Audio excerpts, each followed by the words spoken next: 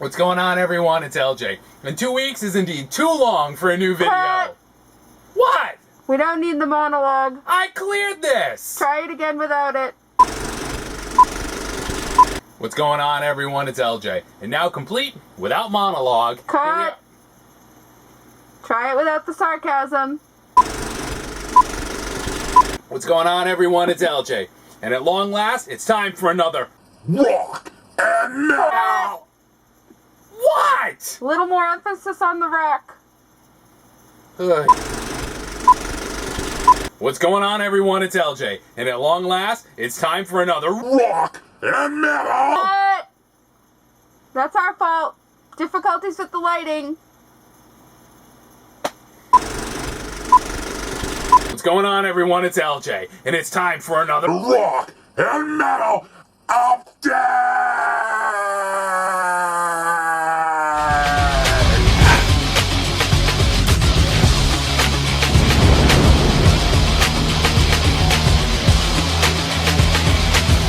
Technical difficulties aside, refill in tow, and here we are ready for another rock and metal update.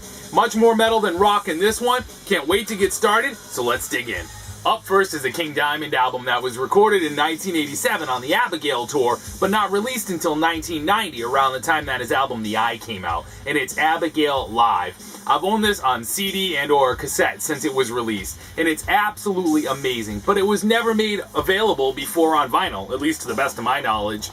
This reproduction is to a T, right down to the inner, which mimics the inlay of the CD or the cassette, and it was released, not that it matters much, on red vinyl. Now, I'm no fan of colored vinyl, but I have to admit, there's just something evil, something awesome about seeing King Diamond spin on red vinyl. But regardless, so again, this was recorded on the Abigail tour, and the only criminal thing about this album is you'd expect maybe it would be the whole Abigail album, but it's not. And there's a couple tracks from his first or debut solo album, Fatal Portrait, which are cool. But then, you know, there's a guitar solo and a drum solo as well. And on a single live LP, that stuff really isn't necessary, especially when you're overlooking a couple tracks from the album you're touring for. And those of you familiar with Abigail know Omens is like the most killer track on that album, and it's not here. But again, we get a guitar solo and a drum solo. I'll forgive it because it's King Diamond and because I love this album and I have since the day it was released. But again, definitely just something that was overlooked. But still, after 6 months of being pushed, will be released in January. No February, no March, no April, no May, no June. And just emails that kept coming through that, hey, it's been delayed, hey, it's been delayed, hey, it's been delayed. Do you want to cancel? Do you want, hell no, I don't want to cancel. And then it finally showed up. It didn't get off the turntable for a good couple of days, and it is absolutely amazing. Next up is a 2012 reissue of a 1984 classic U.S. power metal album that I've just never been able to track down a nice copy of on vinyl, and it's Fate's Warning, Night on Brocken. This is an absolutely amazing, hands down my favorite Fate's Warning album ever. Fate's Warning is easily divided into their two different periods, which represent their two different primary lead singers. This one, like the first three Fate's Warning albums, is the John Arch era of Fate's Warning. Fate's Warning was based in Connecticut, and the reissue of this album is something that took a little while to track down for a decent price. Again, every now and then I'll find a copy of it that has the reissue cover, which is just a moon in a black background. It's horrible. I would much rather have an original cover that has just this campy, absolutely campy, perfect 80s metal cover. The album itself just has soaring John Arch vocals. If you're familiar with Iron Maiden's Peace of Mind, this is like Peace of Mind Part 2. And it's funny, they were released almost right around the same time. This reissue actually has a couple of bonus tracks. Side 1 ends with Last Call, which is from their own Misfit demo, and Side 2 ends with a cover of Maiden's Flight of Icarus from Peace of Mind, which was only 8 to 10 months old at the time this was recorded and released. So a brand new track, a huge tip of the hat to Iron Maiden from Peace of Mind, and an absolutely amazing, raw, dark U.S. power metal from the 80s. I absolutely love this stuff. Phenomenal record.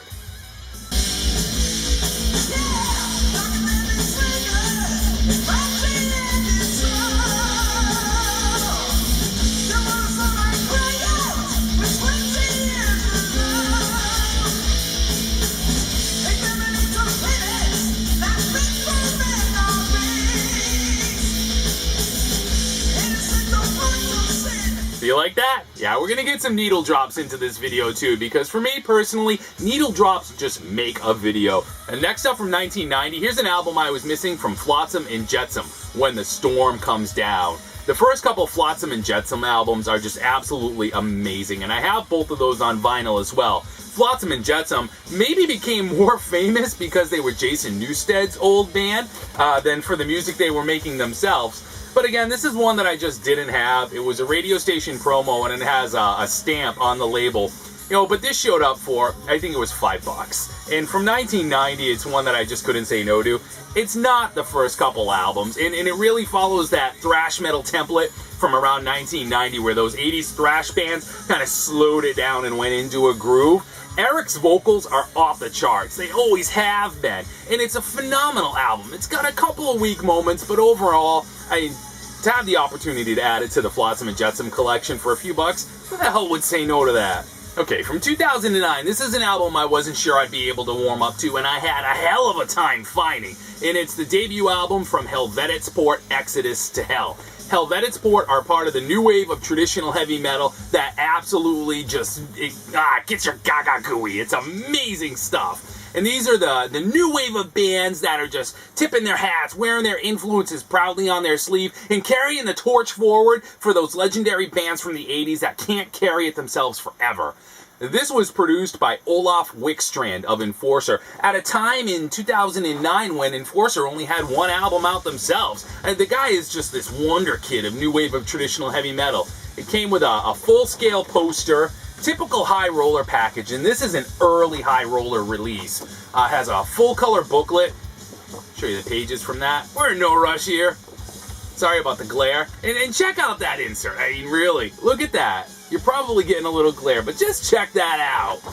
And it's on, thankfully, standard black vinyl, which for me is just the way to go.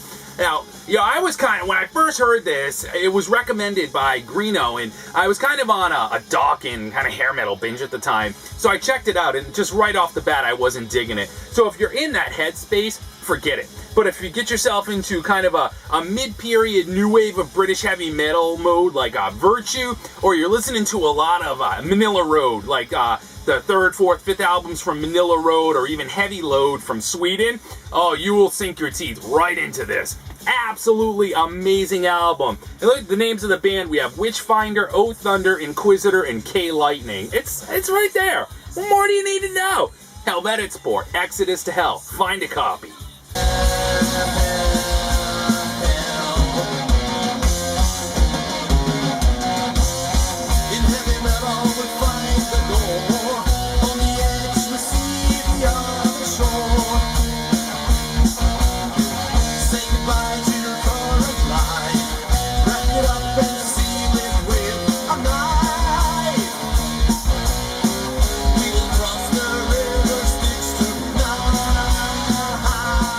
Now, somewhere around 2009, 2010, from out of nowhere, literally straight from the sky in sunny California, fell another new wave of traditional heavy metal band called Night Demon.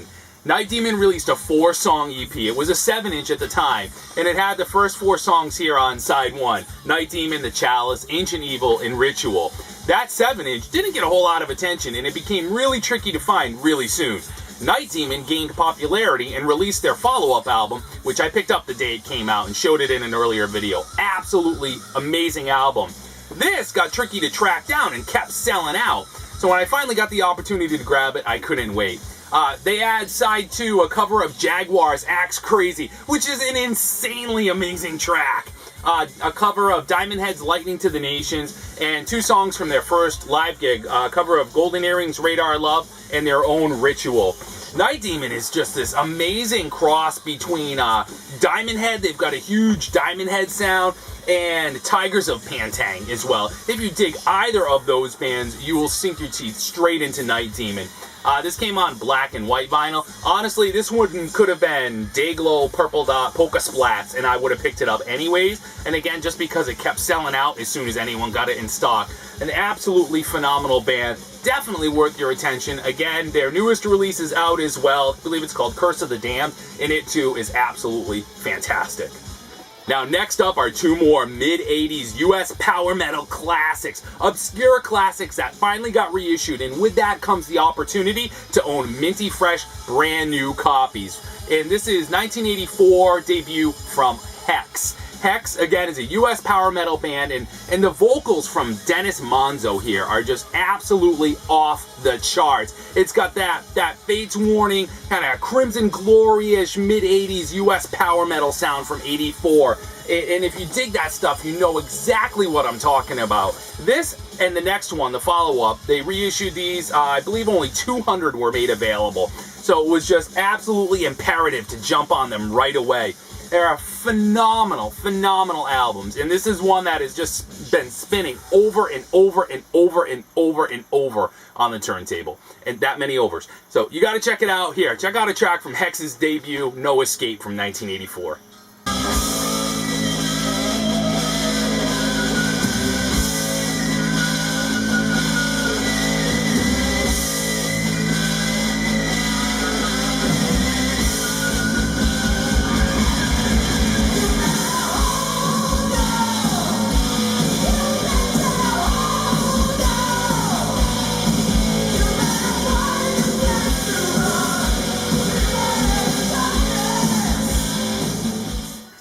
Wasn't that killer? Now, in 1986, Hexx added another guitar player and a new singer, Dan Bryant, and they released their follow-up album, Under the Spell. It's you know, a lot of people say this is their favorite one for people that are familiar with Hexx. And again, much like No Escape, this was reissued by Metal Blade, and there were 200 available. This is copy number 53. And to be honest with you, I really don't get into what copy number or low number high. I could give a crap as long as I own it.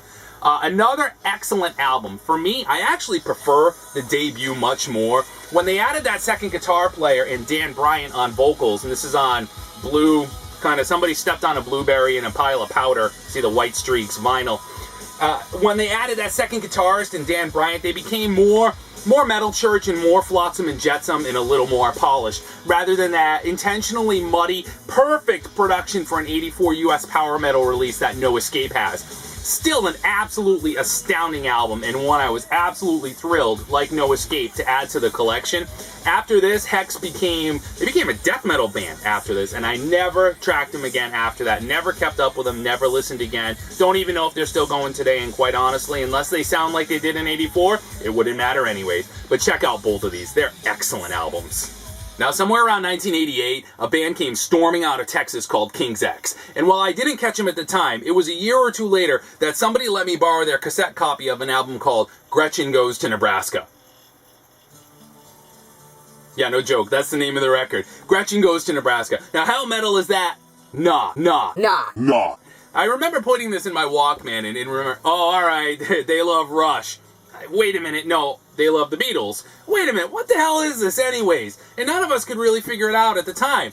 It's just an album full of complex arrangements, killer work, soaring vocals, and nobody sounded like Hexx. Absolutely nobody. But you had to trust it, and you know why? Because it's on Megaforce. And as an 80s metalhead, you just trusted Megaforce. They do no wrong. Hexx obviously went on to release a whole slew of albums, and they have a wildly dedicated fan base. The first three albums, the one that came before this and the one that came after this, Faith, Hope, Love, are definitely favorites. After that, I completely lost touch with them. I've heard some of their stuff after that, and it just does nothing for me. But these first three, just their clean vocal delivery, the killer arrangements, the talented musicianship, and the I can't believe it's not butter vocals are absolutely off the charts. I believe they've all been reissued, the first three anyways, and this is an original and a gold stamp promo that turned up, I don't know, 6 months ago. And again, it was $4 or $5, so absolutely a must grab for an album I didn't have on vinyl and a killer listen. Next, from 2008, is an album that I've owned on CD since it came out and have been hunting for on vinyl since the day it was released overseas in Europe, and it's always eluded me or just been too pricey. And then finally, about 6 or 7 months ago, a copy showed up in the shop on vinyl at a reasonable price, and it came right on home. And this is Alice Cooper's Along Came a Spider. Such a tricky release to find on vinyl, especially for a good price. It is everything that makes Alice Cooper Alice Cooper. from the inner artwork. I mean, check it out. That's just clean, classic Alice. And so is the whole album. Now, the CD has a cover that's familiar to more that looks quite a bit like that, which is the inner sleeve. And when I pulled that out, I was so happy to see that artwork had been maintained, because that's the artwork I've been familiar with all these years on CD. Just a true heavy-hitting guitar rock classic Alice Cooper album.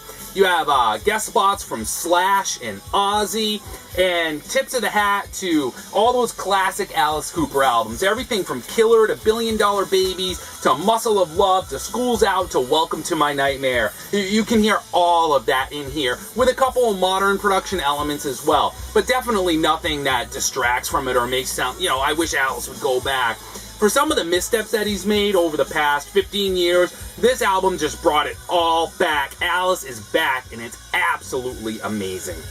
Now, from 1987, we have W.A.S.P's Live in the Raw. I've had this on cassette since it was released, but I never owned it on vinyl.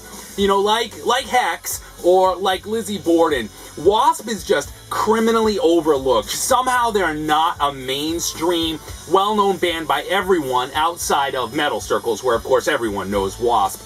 This was recorded live on the Inside the Electric Circus tour.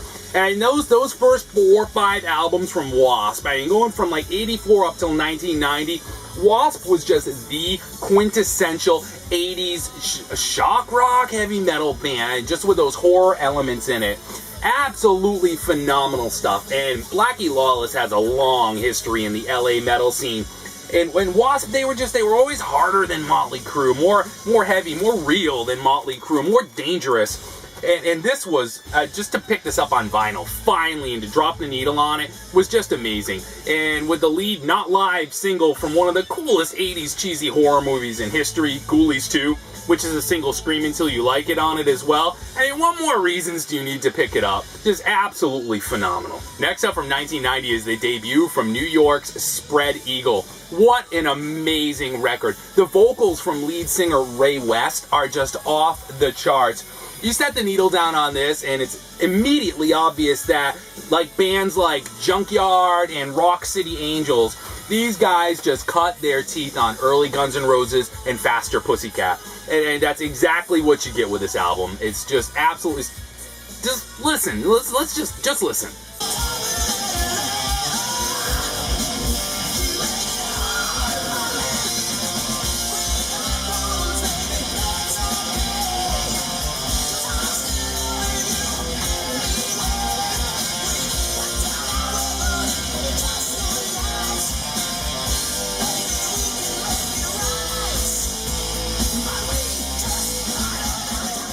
That was killer, right? Now, next up from 1988, we have Characters in Time by Drive. And Drive is just another one of those, what the hell happened to those guys kind of band. I don't know, maybe the band name didn't do them any favors, like Drive, right? Maybe if it was something more wicked, like Driving Through Flames, or I don't know, or Stuck in Wet Cement. I don't know. Drive is probably didn't do them any favors, right? It doesn't exactly scream metal any more than King's X, but it's a phenomenal album. Here's the inner sleeve. I don't know that they really released much after this or many more albums. I'd have to check it out. But this is on Rampage Records, but it's an absolutely fantastic record. You know, if you dig early Crimson Glory, the lead singer Midnight from Crimson Glory, you know, that is exactly what you get with David Taylor's vocals. And musically, the whole thing comes off kind of like a Mike Howe era metal church. Blessing in Disguise, like that early Mike Howe era metal church. It's an absolutely phenomenal record. 2 left in the stack, and the next one is from 1981, Loudness. Absolutely slaying guitar work by Akira, soaring vocals by Minoru. What? Come on, Japanese metal is killer, and this is absolutely no exception. Just full-on nods and influences to everything from early Iron Maiden to Riot can be heard in here. Just an absolutely killer album. I mean, and the cover. Check out that cover. I mean, come on. You cannot get more metal than that cover. It's just a balls-out, rockin' good time, and about as heavy as you'd have any right to ask for in 1981, as rock was kind of becoming metal, or as metal was making its own transition into now what's metal, what wasn't metal. Don't even get me started. But again, a year before, like, Screaming for Vengeance era Judas Priest, had even come out, and right as Iron Maiden had released Killer, so you can kind of see where you're at musically at that point, and Loudness just fits right in there, man. Just grab yourself a Riot record from the time, a Maiden record from the time, and Loudness slides right in with it. And this is one that took a while to find a really, really nice original copy on vinyl. It's not been reissued to the best of my knowledge, and I really don't care. It's on Roadrunner, and it finally showed up, and it is a phenomenal record. Next and last from 2013 is an album that sounds exactly like its cover, and that is the debut full-length from a band called Borrowed Time. Just look at the cover. I won't even talk. You looking? Okay, by now you should be ready to tell me what this record sounds like, because it sounds exactly like the cover looks. Borrowed Time came straight out of, I think they're from Michigan, maybe Detroit, and they're led by vocalist Jay Priest. So part of the new wave of traditional heavy metal, and sadly actually the band is broken up now. They're no longer together. They had a demo or another EP which I have called Arcane Metal Arts that came before this, and it's, you know, you can't set it on like Helvetets Port from earlier, fresh off a Dawkins or a Metallica or a Kiss binge, and expect to get it because you'll hate it. But the easiest parallel or most immediate parallel that came to mind was like, again, Manila Road. Those first few mid-period Manila Road albums, Crystal Logic, that era. Or more mid-period new wave of British heavy metal. Again, that same stuff, just varying ideas, varying tempos. No need for flashy solos, just guitar licks here and there, and killer vocals from Jay Priest. Just make it a phenomenal album. Again, I have nothing else to say. Just stare at the cover and then go find a copy of the record. It's insane. And that's it for this update. I hope you dug it. Feel free to leave a comment below if you have one. I hope you dug the needle drops, and I hope they didn't get this video banned in your country. And if they did, talk to your local legislature. There's nothing I can do about it. I'll see y'all in the next video. Later.